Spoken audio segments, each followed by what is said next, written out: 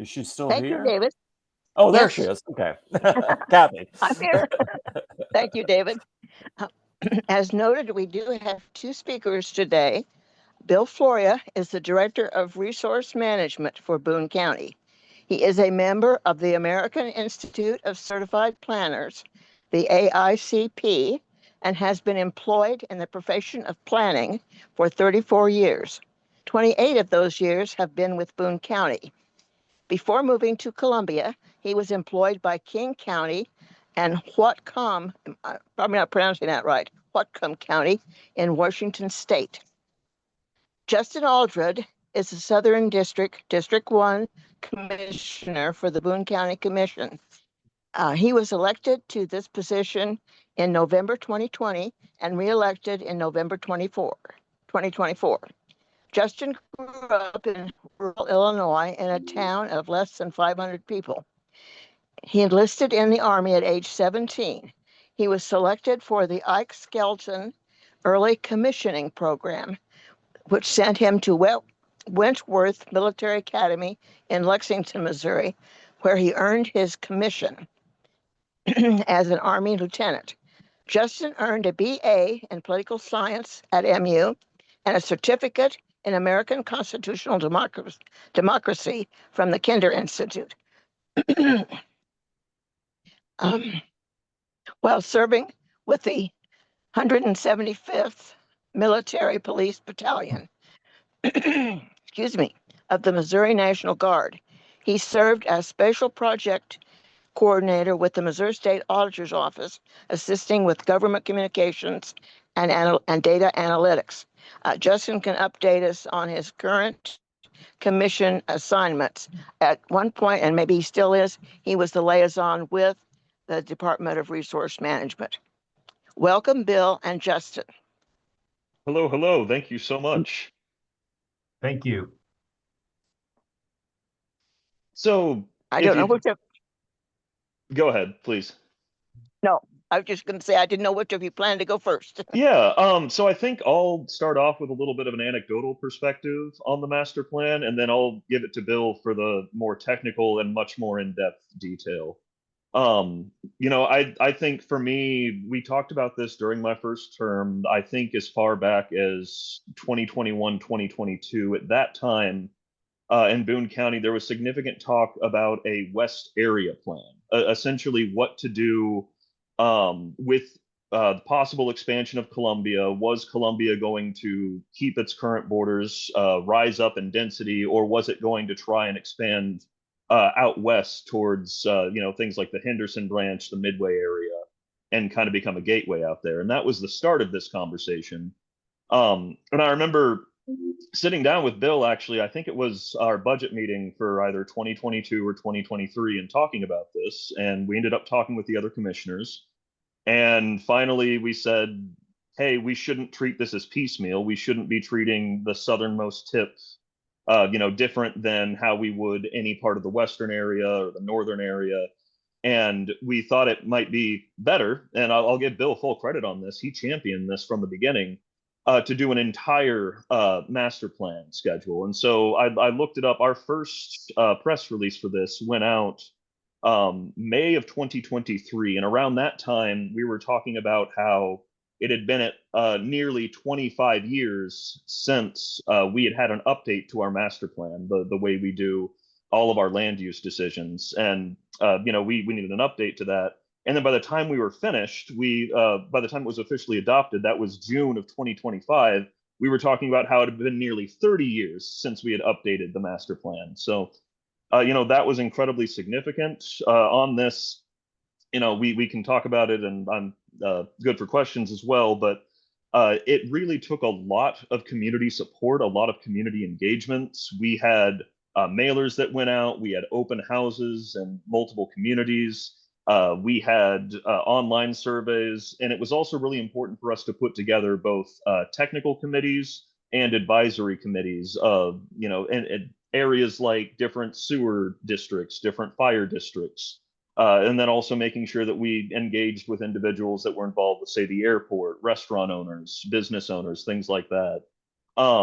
So with that, I mean, I can talk a little bit more, but I could also hand it over to Bill to kind of give a more in-depth conversation about what we're looking at here. Okay, thanks, Justin. I'm going to try and share my screen. I'm not overly familiar with this platform, but I'm going to give it a fighting chance here.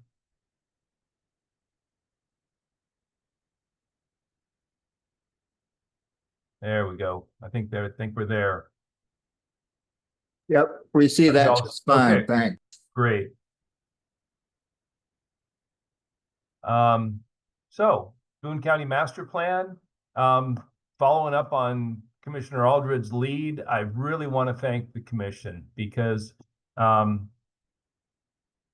as staff, over time, we have been very reluctant to ask for major efforts like this. It's a lot of money, a lot of effort, and I sincerely appreciate the support that we've gotten from the commission on this.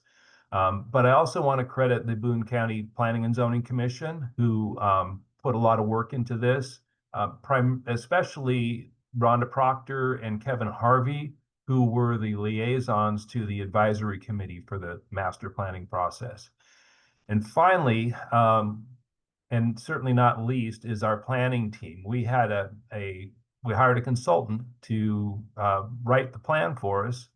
And that's the I-5 group. They're from St. Louis. Stephen Ivendall is the principal of that company. And he assembled a fantastic team of sub-consultants to work on this, including biohabitats who address the conservation and natural resource issues, community and economic development solutions, also a St. Louis firm to work on the economic development aspects. Lockmuller Group, who's a large engineering company. They're in many places, but this particular office is from St. Louis. And also St. Louis University Community Planning Lab, headlined by Robert Lewis. He did all of the population projections and most of the demographic studies for the plan. So very happy to have them involved and was very pleased with their assistance.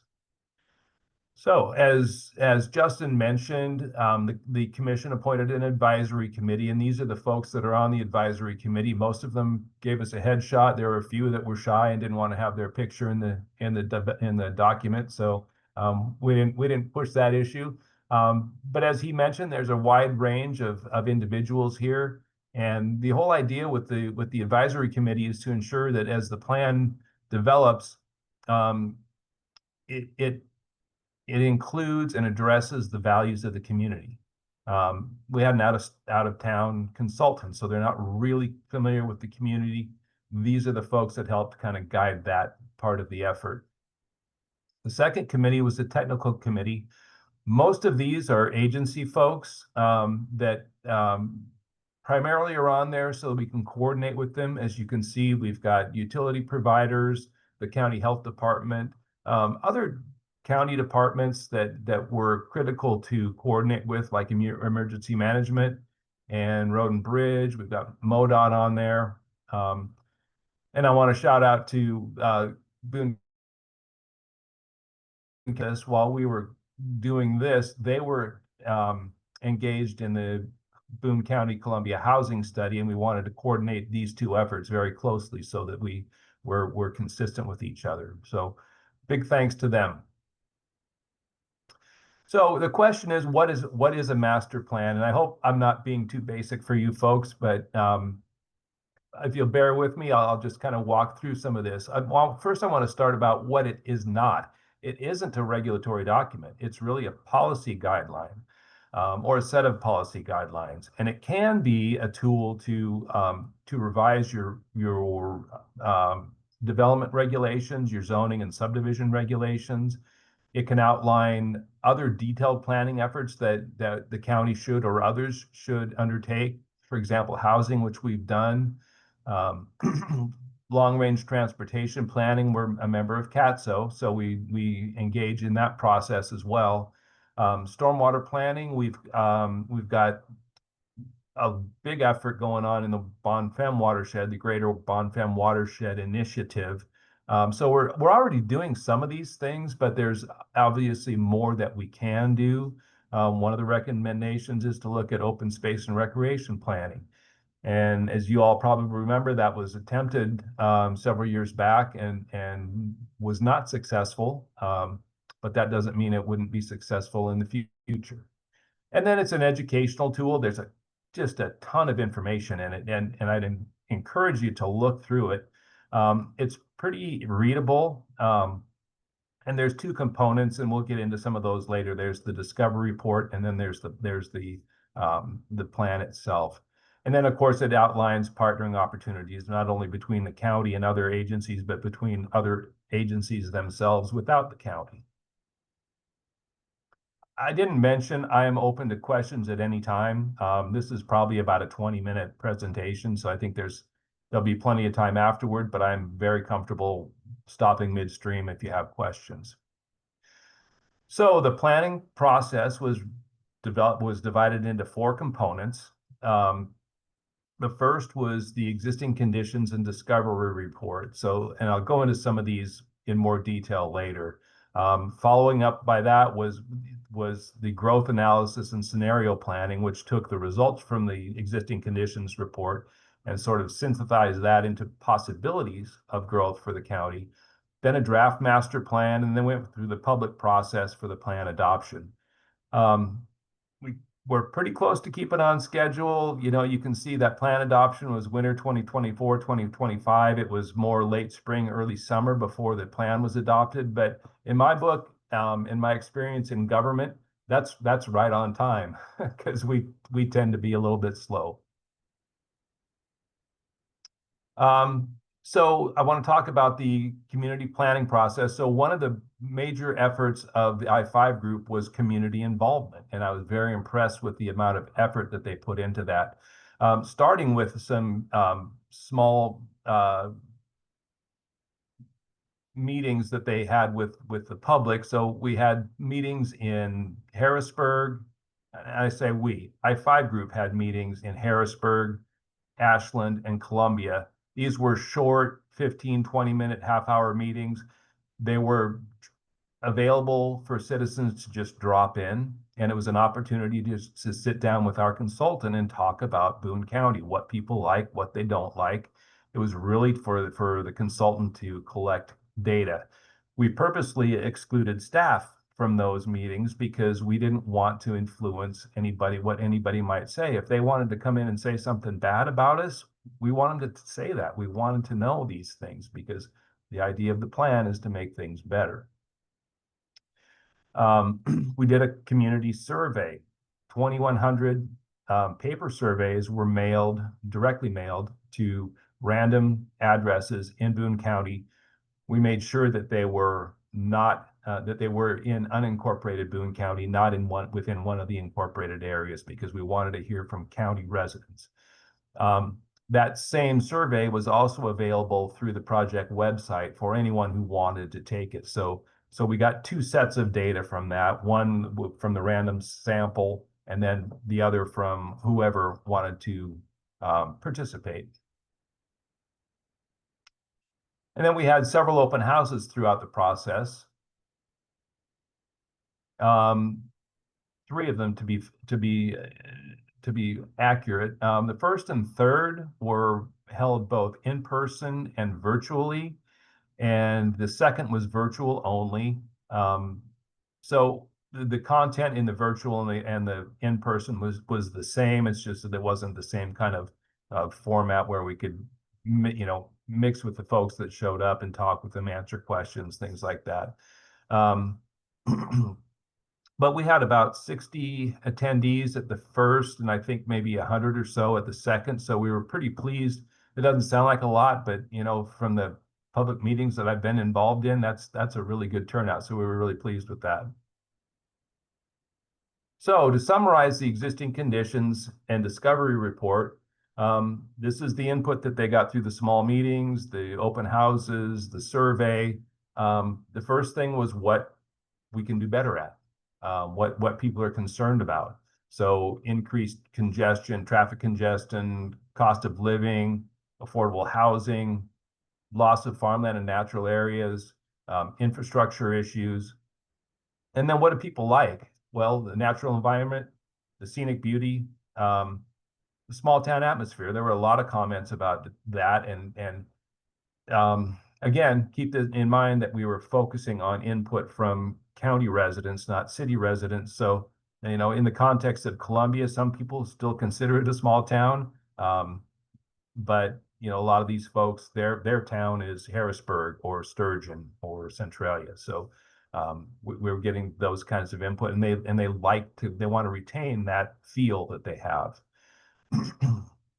One thing that we found through the study as well, and this was not the result of public input, but from our consultant, and that he was very impressed that we have not seen the sprawl that a lot of other counties have seen. And the way he measured that was by the percentage of growth in population versus the percentage of developed land. And the population growth is higher than the amount of developed land. So that indicates that we are keeping our development fairly dense. If you were in a sprawling community, you'd see those numbers flip-flop, where there would be more land use for less than there is population growth. So that was a very positive thing that we learned through this. The last thing I want to say here is this statement at the end. I'm just going to read it to you because 90% of the survey respondents agreed with this statement. Future growth in Boone County should better balance development with the preservation of farmland, rural character, and natural areas. So that became a consistent theme throughout the plan. So there are 7 guiding principles in the plan, and they're listed here. I won't read them to you because I'm going to go through each one in a little bit more detail before we get to the finale, which is the future land use plan. So for land use, you know, we identified some community planning areas. So around each of the communities in Boone County, we've identified a band where that community should control the land use in that area. Some of these smaller towns, we might have to engage more than others. Columbia is pretty capable of doing their own planning on how they want to grow. Centralia is doing a pretty good job. Ashland, you know, they've got more resources. Some of the smaller towns, Harrisburg, Sturgeon, they might need a little bit of help because they just don't have the developed government that the others do. But this is a respect and nod to their individuality and their ability to determine their own future. If they don't do that, county land use regulations will still apply. But if they do plan for those areas, then we can adjust our regulations and our development schemes to meet those goals. And again, balance of growth and preservation is very significant here. And then I guess I'll just move on to the next here. Transportation. We found that county roads, if you measure them in severe accidents and deaths, are very safe. The majority of the serious injury accidents and deaths were on roads that are maintained by other entities than the county. I'm not throwing them under the bus on that. There's a logical reason for that. Those are the high volume, high traffic corridors. So you're likely to see more significant and serious injuries and crashes in those areas. But that doesn't mean we can't work with them to make improvements. In fact, I think this year our design and construction has some projects planned with MoDOT to improve some intersections where county roads intersect with state roads and make them better and safer. Promotion of a multimodal transportation network. That's challenging in the county. We got a lot of input on that, but considering the low density in the county, you know, developing a transit system or a trail system, you know, how many people are there to use that system? Is it going to be cost effective to do that? Well, this works hand in hand with our land use plan, our future land use plan, because as we'll talk later, we're promoting some growth areas, and maybe those areas will be ripe to extend public transportation to. Multi-use trails, one of the concepts was to use the Colt Railroad right-of-way for a multi-use trail. You know, a lot of people are using electric bikes now, so bike commuting is a lot more feasible than it was, you know, a decade ago. You know, a trail like that, if you lived in Hallsville and worked on the Route B corridor, you know, you could be down to work in 15, 20 minutes on an electric bike. So then the final thing is to continue our fiscally responsible transportation programs that we already have. One of them was to establish a policy for paving our gravel roads, and we do have a policy for that, and we were working towards paving certain of our gravel roads, starting with the highest traveled ones and working down the list.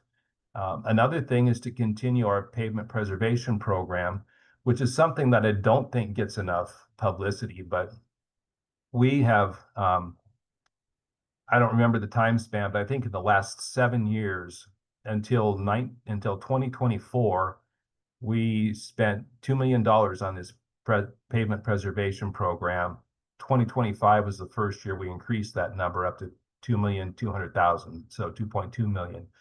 That program is to what we actually do in practicality is our public works department goes out and seals cracks on paved roads, and then we hire a contractor to come by and chip seal that. And what that does is it seals that road and it prevents moisture from seeping down into the pavement, which is what damages it. So we do that on a 6-year rotation, and we have significantly improved the lifespan of our paved roads that way. So we're trying to be very responsible with our public money and our public infrastructure. Economic development, we've got a robust economy in Boone County. This was really to retain and attract a skilled workforce. We found through the Discovery Report that I think 27,000 people commute into Boone County every day to work.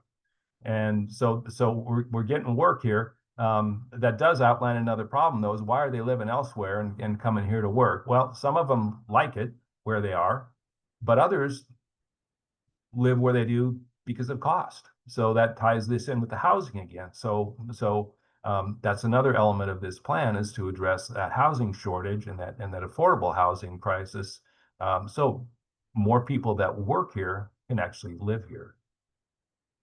Again, farmland and rural character is very important. Some tools that have been proposed for us to consider are things like transferable development rights. I don't know if any of you are familiar with that concept, but you've probably all heard of discussion of property rights as a bundle of sticks. And so under a transferable development right, or TDR program, the county can identify sending and receiving areas. And a sending area might be an agricultural piece of ground that we want to preserve as agriculture, but the owner is reluctant to do that because of the economics. They might want to eventually sell that for development and retire somewhere. Well, through the TDR program, they can actually sell the right to develop that property to another individual who wants to take those rights and move them to another property somewhere else in the county that has been deemed more appropriate for development. So there's a market opportunity there for marketing these property rights and transferring them from places where you don't want development to places where you do want development. Other things are like clustering or open space subdivisions, where instead of developing 10 5-acre lots, you develop 10 1-acre lots on the same piece of property and leave open space behind for either agricultural uses or just to maintain open space. So we're looking we will be looking at tools like that and evaluating whether those are feasible for us to implement. Natural resources, we've got some things going on in the county now that have been actually recommended through the plan. Most of you are probably familiar with the Hinks and Cam process that's been going on for over a decade. And while it seems like it's moving slowly, and it is, they have been making progress. The whole idea there is to try to determine what the pollutant is that's impacting Hinkson Creek. And that science just takes a long time to do. I know it seems frustrating to folks. A more active project is the Greater Bonfim Watershed Initiative, where we are getting grant money to implement a watershed management based plan to improve the quality of water in the watershed. One of the ways we're doing that is through a recommendation in this plan, and that is to increase wildlife habitat. So we've developed a wildlife habitat improvement plan. It's a voluntary plan, but we're trying to get grant money to incentivize people to do some of these practices, to change. If they've got 10 acres of fescue lawn out in the Bonfim watershed, maybe they can convert 8 of that into wildlife habitat, and that does good things for wildlife, of course, but it also has water quality and other environmental benefits. Utilities and infrastructure, that's a big issue in the county. So we've got a lot of development that could occur places, and we have zoning in place, but we don't have the utilities. So a developer would have to pay to get those utilities to the site just to be able to develop that property. Very expensive. They're reluctant to do that. So coordination with our utility companies through our plan, so we can identify our growth areas and try to influence them to extend their utilities to these areas so that we're ready for development when it's ready to occur. Increase access to high-speed internet. The county, I don't know how much we can really do to influence that, but I live in the rural area. I just got high-speed internet last year, and very glad to have it. And a lot of this, we've got it going on all over the place. One of our staff people, Keith Austin, is in charge of our right-of-way permitting, and these companies have to get a permit from the right-of-way from him to install their lines in the right-of-way. He's a very busy guy. He's issuing a lot of those permits, so we're glad to see the broadband companies working hard. And finally, housing. Our plan adopts and incorporates the recommendations of the Boone County Columbia Housing Study. We've actually seen the private sector take advantage of that plan, and they're implementing some of the ideas that are in that plan. The Planning and Zoning Commission and the County Commission have approved. Well, Planning and Zoning has issued 2. The County Commission has 1 coming to them. Where we've had a mix of housing types in a residential development that normally would have been just all single-family residences. So Willow Creek East, which is north of St. Charles, right out by the Route Z intersection, they included not only single-family homes, but some lots for single-family attached homes, which will look like a duplex, but they're constructed a little bit differently. Cottage lots, which are becoming more common in Columbia than they are in the county. This is the first time we've seen them in the county, but they're smaller lots, will have smaller homes, but they'll be more affordable. The cost to develop a lot is directly proportional to the amount of road frontage it has. So these cottage lots, rather than being 60 or 70 feet wide, are 40 feet wide. So that reduces the cost of the lot. Put a smaller home on there, but it's a more affordable unit for people. So we're hoping that's going to help, access to the housing market for people that just can't quite get there yet.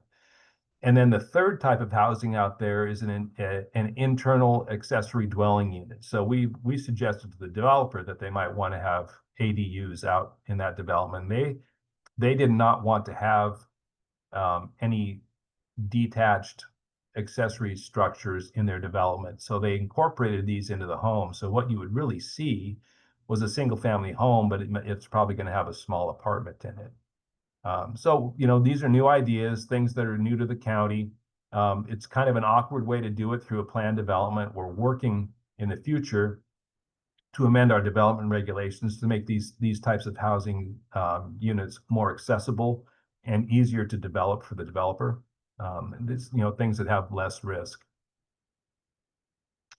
So we're getting to the what I think is the most important part of the whole plan, and that is the future land use plan. And we've created 3 separate categories of land uses, preservation areas, transition areas, and growth areas. And our next slide, this is the future land use plan. So this is a big difference between our current plan and our previous plan. The previous plan was a pretty good what I call a background document. It had a lot of good information. It had some really good policy suggestions too, and we implemented quite a few of those. But what it didn't have was a future land use plan. It said it was a future land use plan, but it was a plan. It mimicked the zoning that was in effect at the time the plan was adopted. So it really wasn't forward thinking. It was just saying, this is what we've got right now. We're going to keep it that way. This is not that. So this is looking into the future. This is not mandatory. Some states require consistency between a master plan and the zoning map. Missouri is not one of those states. So we've got the flexibility to adopt this plan and then, adopt it or not if it works. So I'll go through some of these categories. So if you see the light blue here, that is farmland preservation. That, for the most part, mimics what we call our A1 zoning, our agricultural 1 zoning, which has a 10-acre minimum lot size.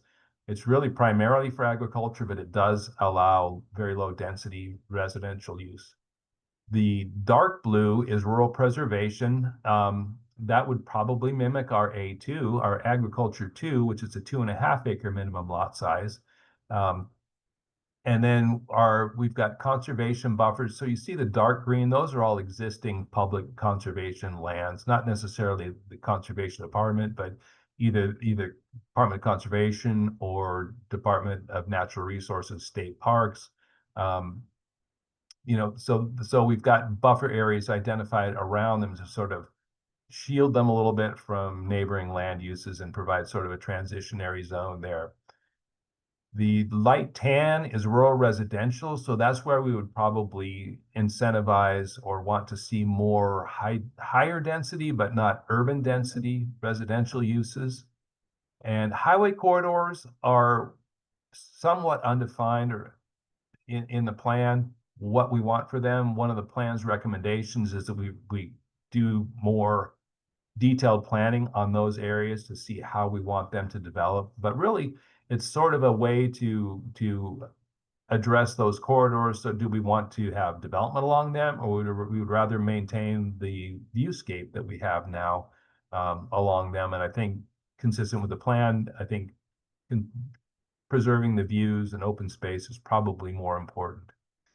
The dark red are regional economic opportunity zones. So you see out by Midway, 2 actually out by Midway, out east where you've seen American Outdoor Brands develop, and now FedEx Freight is developing out there. So these are areas that, as I talked before about influencing our utility companies, this is where we'd like to see them bring their utilities and focus their efforts to get utilities to these areas, because because of their location, they're well suited for that type of development. Midway, I know that was pretty controversial out there when Midway USA was approved out there, but having access to US 40 and I-70 is pretty important for an industrial landscape, and we don't have many places like that out there also that have relatively flat ground. So there's some thought behind that and some actual logic. The orange areas are unincorporated village nodes, and as you can see, we tried to locate them close to where we would like to see employment, so we can be more efficient with our roads and transportation opportunities. And then I talked about the local planning areas. Those are the pink, so that's where the municipalities would have more impact and be able to determine their own zoning and planning, see how those places want to develop. So that's about all I've got. I included these last few slides because when we contracted with I-5 Group, we wanted them to make sure that this was what we call an implementable master plan. A lot of plans get made, and there's really no action plan to put it into effect. So what this 4.5 page spreadsheet is a list of to-do items. And it's a lot of work. We got more than enough work to keep us busy for 20 years on this stuff. Hopefully it won't be another 25 years before we update the plan. Typically every 5 years, we should kind of take another look at it. Make sure things are current, have conditions changed significantly where we should change the plan. But anyway, these are all action items. They're prioritized. It identifies who's primary responsible, additional partners that primary responsible person or entity could work with. So a lot of work to be done, but I'm very proud of the plan and proud of the work that I-5 group did. And that's all I got for you. I'm happy to take some questions. Thank you, Bill, so much. I want to, we try to recognize people from the press and politically active people. We have been joined by a political candidate for the city, Ken Rice. So good to see you again with us, Ken. Justin, did you want to make further comments, or shall we open it to everyone? Well, the one thing I wanted to add is that a lot of this information is available online at ourboone.com, OURboone.com. That goes over, kind of the timeline. You can get the documents there, and you can get this, I think, 145, 165 page, the actual physical plan if you want to take the time to read through it as well. There's a lot of interesting data and trends in there. And that link was just put into our chat by our Zoom host, Dave Taylor. And that probably answers his question as to, well, he did ask if there's a possibility of us linking the slideshow presentation to our recording of this presentation today. If you want to give him an email or a link to download that, I don't know how much you want to share it, Bill. I'd be more than happy to share it. I could email it if. Is that it, Dave? Yeah, Dave, I found it. That's it. You found it already. I'll just include that. I'll just include that link when I post the recorded session. Okay. We do have quite a following of people who watch our recordings, and please feel free to ask them to go to our Muleskinners website and do that. That helps people who are so busy with their travels and otherwise with work on a Friday that we make that available. Who else wants to put something in chat, or simply raise your hand and we'll call on you? Oh, we have hands up. Go ahead, Herb or Sue, it looks like. Find your unmute button. There. Thank you very much, both of you, for involvement in this important project. This is important to do seriously, and this is a good example of it. One of the elephants in the room for this sort of planning, in my experience, working the stuff in DoD, Department of Defense, is expected revenue. Mm-hmm. And some parts of that cannot firmly be predicted at the moment that you embrace a plan. What impact do you expect, in dollar terms, from the old folks' tax subsidy that is in process of being put in place? How much in dollars per year? And do you have a plan for what parts of this document to reconsider if this goes high, as opposed to just putting off the food fight, which will ensue when taxes prove too low? Right. So you're talking about the senior property tax relief program that is on the ballot again here in August. Yeah. Without getting into dollar for dollar amounts, and right now, last year, 2024, we were looking at about just over 8,000, I believe, senior homes. I don't have the dollar for dollar amount on that. I do not expect that to be a significant amount, simply out of the way that Boone County tax is structured. Don't quote me on this, please, Charles Dunlap. But if you really look at the dollar breakdown, uh, about 85 cents out of every dollar that Boone County gets is going out to things like the public school district, the library, fire districts, what have you. Only a very, very small amount is retained by Boone County government for Boone County government functions as far as our purposes go here. And then, so to answer the rest of your question, of course, we're looking at what we can do with the regional economic area that was on that map. But I also think that's down to individual planning and zoning decisions. As developments occur, as sewer is expanded out or not expanded out, where that happens, I think that is truly, what we would look at for the greater overall economic benefit, and that's how we would measure that. But I do think that as a commissioner, that needs to be done on an individual basis, through our planning and zoning process.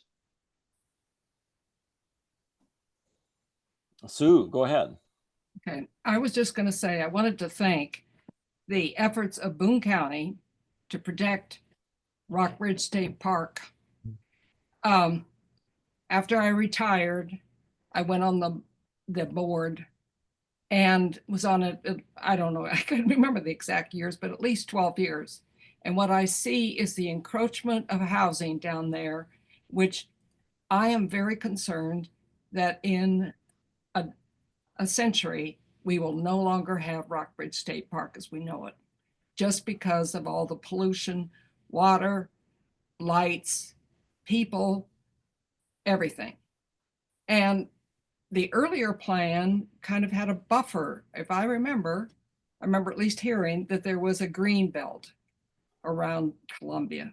The city, in any case, has nothing to protect lands like that near the park like the county does. And I just want to say thank you for trying to help preserve some of that. And I'm very glad that you had Kevin Robinson on.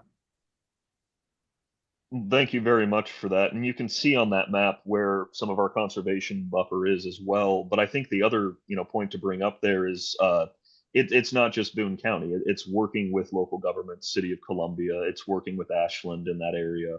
And it's also working with the state on things like DNR and conservation as well.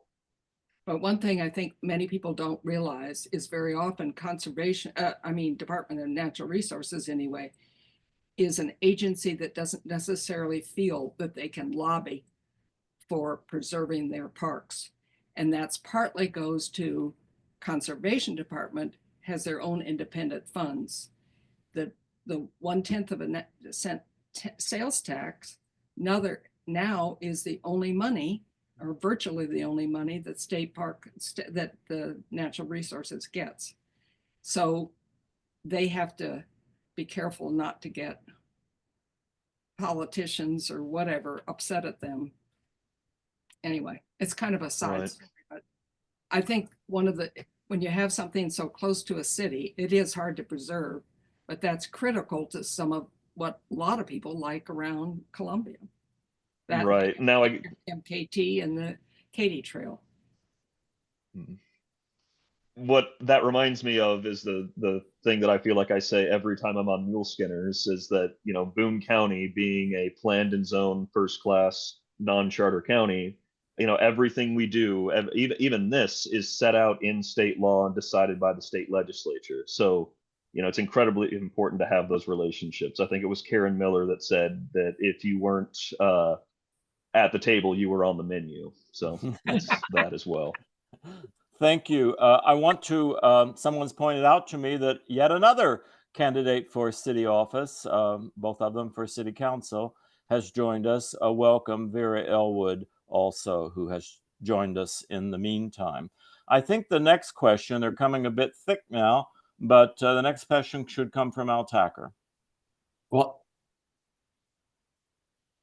unmute. Al. Yeah, I got it. Yeah. My concern was very similar to Sue's, and I was having a hard time figuring out from the map exactly what was being done in that Rockbridge area and the area to the north and east of it. And if you could kind of expound a little bit more on how that is being preserved through this plan. See if I can get back to the map. So you can see Rockbridge right here, three creeks conservation areas down here. If you can see my cursor moving there. The light green is conservation buffer. So nothing has really changed regulatorily in that band. Bill, we're just seeing the frontispiece, the title page. Oh, If you could keep going. There, Yeah. whoop, Whoops. there it was. There it how's is. that? Thank you. Okay, no problem. Sorry about that. So we've got Rockbridge, Three Creeks. This is the area we're talking about. This light green is what we call a conservation buffer. Implementation of the plan does not change any of our regulations. However, if somebody comes in to rezone property in that green band, that will be included in the county staff's recommendation to the Planning and Zoning Commission and then to the County Commission that is a conservation buffer area, and maybe we don't want to promote growth in that area. So that becomes part of the decision-making process. It doesn't necessarily change anything right now. Now, future versions of the county zoning regulations could make that more effective by establishing regulations as to what can occur in that area. But the plan itself doesn't really change that much. Can I add that if the city decides they will annex an area, they take control and they have no kind of zoning that allows for very low density. So it automatically, if it goes to the city, there's a good chance that it's going to get developed in a way that will not protect the park. And that's true. And honestly, that's the only reason property would annex to Columbia was if somebody wanted to develop that property. There'd be no motivation otherwise to annex. Right. Very interesting point. Peter Schneeberger asks for further clarification on how TDRs work. He says it's a new concept to me. And that was my question too. I just returned from Europe where we have areas of great population like Great Britain and Germany, which has wonderful natural areas and even areas of incredible population density like Netherlands and Belgium, which preserves a lot of rural character. When I compare that to places I've seen in Texas and Oklahoma and Florida, God forbid, the sprawl that people buy into in our civilization it's just amazing. So is something like TDRs the thing that could maybe be the economic as well as the legal solution? Well, it could be, and also it's a political solution because for understandable reasons and very rational reasons, politicians are reluctant to downzone people's property because that takes value away from them without any compensation. It's legal to do that, but the question is it right to do that? So TDRs establish property rights as a commodity that can be traded on a market. I'll give you just a concrete example. So if you were looking back at our future land use map, we've got agricultural preservation areas, and then we've got local unincorporated village nodes. Agricultural preservation, we want to preserve land. We want to promote development in the rural nodes. So we set the rural node up as a receiving area and the agriculture area as a sending area. And say a farmer has the ability under the current zoning to build 10 homes on their property, subdivide it into 10 lots and build a home on each one. TDRs makes those 10 rights a commodity that can be sold to a developer that wants to build residential units in the growth area that hasn't yet got the proper zoning for that. So they can buy those rights from the farmer and take them with them and apply them to this other land that's more suited for development. So it compensates that farmer for that loss of right. They're paid for that, but yet then it permanently preserves that land for agricultural purposes. Has that worked in other areas? Is It this has. something? It has. There's a good book by a man called Rick Preutz, Preutz. It was published over a decade ago, probably maybe 2 decades ago. But he did a pretty comprehensive study on states at that point that had incorporated programs like this. I know there are some limited areas in the state of Washington that have done this pretty successfully. I think Pennsylvania and maybe New Jersey. So there are examples out there of where this has worked. It's a little complicated to set up, and there are different ways that you can do it. But it can be an effective tool. Missouri has been blessed with wonderful nature. I sure hate to see us give so much away to the short term profit of a few. I think I'll let Alice ask her question. We have one more in the chat. We might have time for a couple more after that. Bill, thanks for being here today. It's uplifting to hear these plans. I was going to talk questions about affordable housing, what kind of plans you have, because we're going to have cuts from coming from out of the DC area. 2, I just saw an article as we were online that Columbia actually in Boone County ranks the highest cost of living in the state, which of course affects housing costs. And we have a house in the county that we need to sell, but it needs work. And a lot of people don't want to buy houses that need work. They want brand new spanking, especially the young people, according to the realtor. So have you been in partnerships with the city on affordable housing? Are there any plans? There are a lot of plans. A lot of those plans are still formulating. But there is the Affordable Housing Coalition that's been going on for a while now. I've become part of that to try to, tie into that group and work, hand in hand with some of them. Independently, what the county is looking at short term is making some amendments to our zoning regulations to allow things like higher density in our single family residential districts. Perhaps we'll allow duplexes as a by right use in those districts, but maybe with some design criteria so that we don't detract from the visual aspect of a single family neighborhood. Accessory dwelling units is another thing. Right. Yeah. That we don't allow.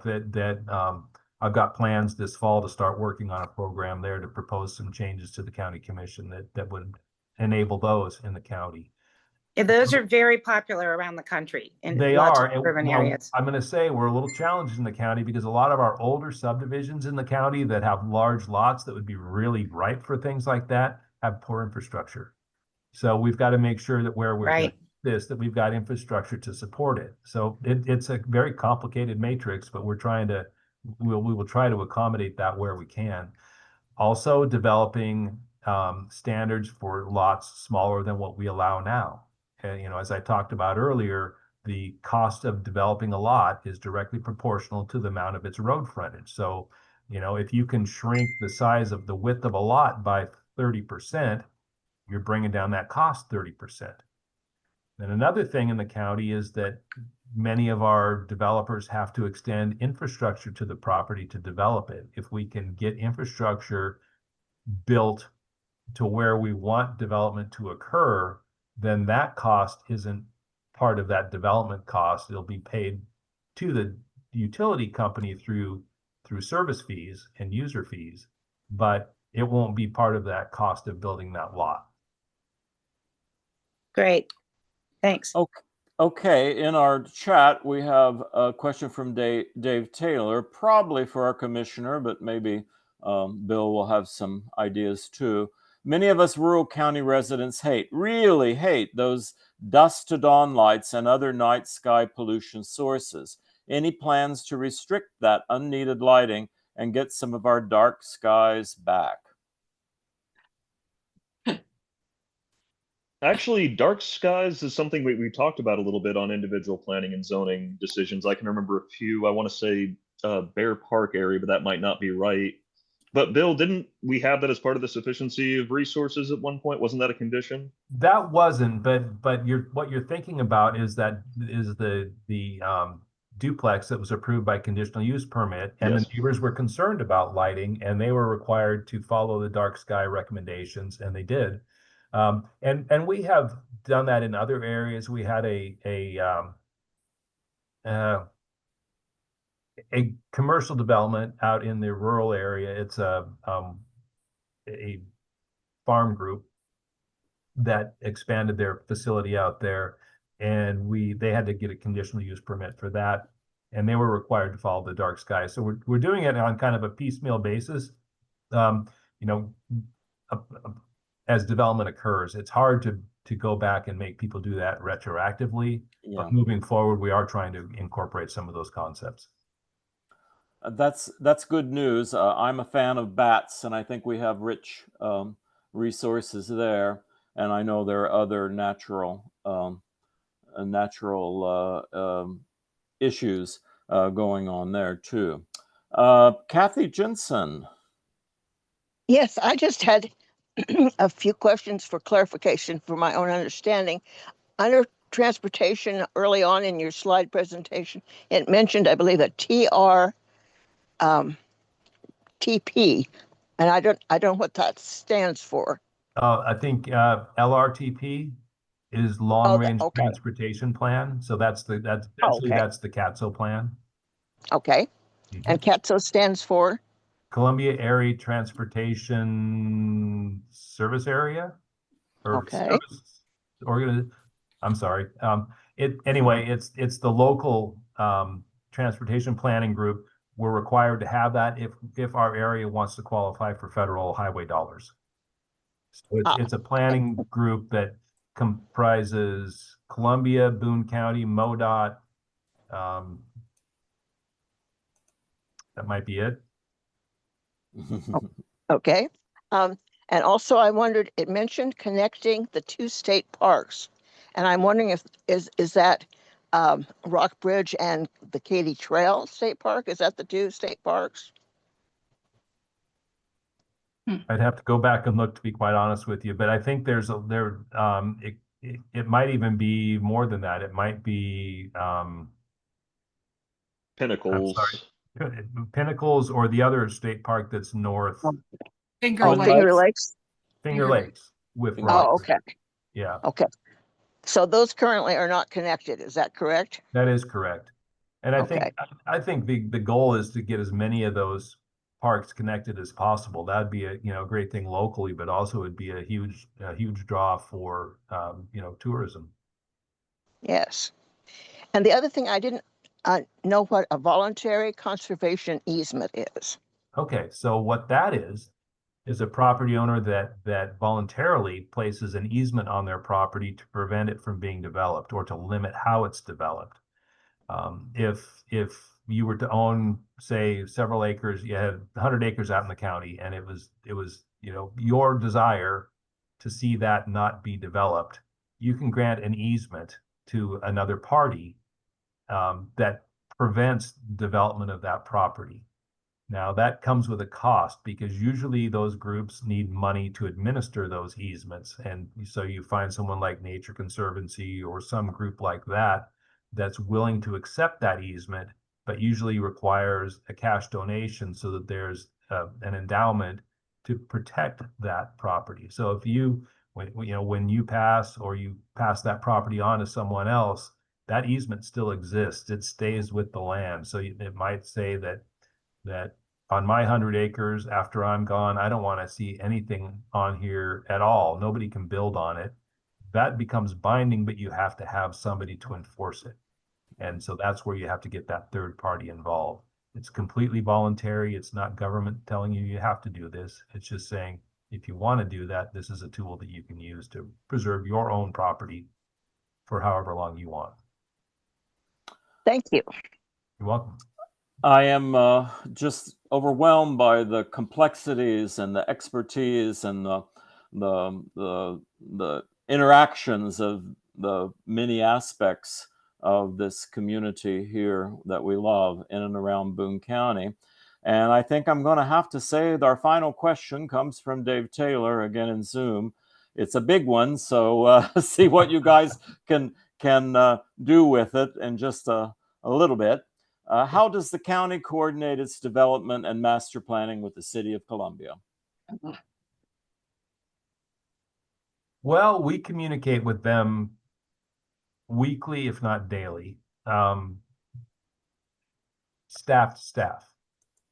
We can only do so much at the staff level. Obviously there are things that have to happen at the elected official level that and the upper management level to do that. But so the coordination that exists is that we comment on others' development proposals in each other's development in each other's jurisdiction where it can impact us. So if there's a city development that's kind of on the border out by the county, we can comment on that and try to influence how that development occurs.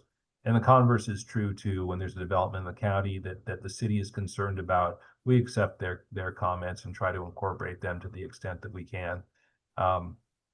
Then there's some coordination on utilities. However, that's sort of limited because with the city, once a developer wants to obtain sewer service from the City of Columbia, they either have to annex if their property is contiguous with the city limits, or enter into an annexation agreement if it isn't contiguous with the city limits. And then the city sort of has its own process to analyze that development, put conditions on it, limit it in whatever way they see fit through that annexation agreement or that annexation process.